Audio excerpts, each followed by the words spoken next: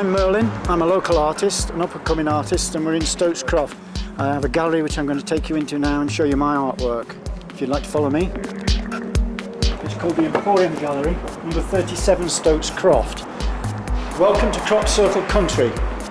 I'm the local artist that's documenting all the major formations that have appeared in Crop Circle Country in Wiltshire in England. And visitors and tourists come from all over the world to see these formations.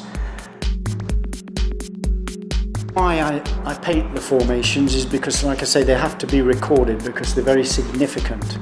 It's such a strange mystery to me that it's affected my whole life because of an investigation called Operation Blackbird, which was a very famous operation in 1990, where Colin Andrews, who investigated these formations in the early days, set up a Nippon TV, German TV, American networks, all set this equipment on this field, and he said nothing can get in the field and nothing can get out of the field without us knowing. This was never planned for me to go into this field. At the time I was a removal man. There was nothing on board except the board game, discs, and my staff and a few personal things. I don't know what made me go there, and I don't know what guided me to that field, but I was there. There was no formation in the field when I arrived. When I arrived in the field, something really freaky happened.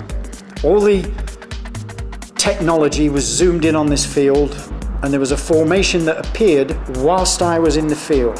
It was formed. This sounds really far out. It was formed by a big black wobbly mass of energy. It did really disturb me, but it didn't sink in till afterwards. This has taken me 20 years to invent, which is the Crop Circle board game. It's all based on Stonehenge and the mystical experience of building Stonehenge with the zodiac signs, druids, aliens, UFOs, you name it. This is what it's all about. And how to explain it, Colin said to me, yes, but you made the game after Operation Blackbird. And I've said no, many years before. Now you don't just produce a game, boom, and there it is. I'll just quickly show you the Crop Circle cards, which are based from the paintings. All the formations are on the cards, earth, fire, water, air, twilight cards. And every time you pick a Crop Circle card up, going around the board, you follow the instructions. And it has to work with 12 zodiac signs. Each person sits behind their birth sign and plays. They all interact together, and they all go on this mystical journey through the ley lines, all leading to Stonehenge.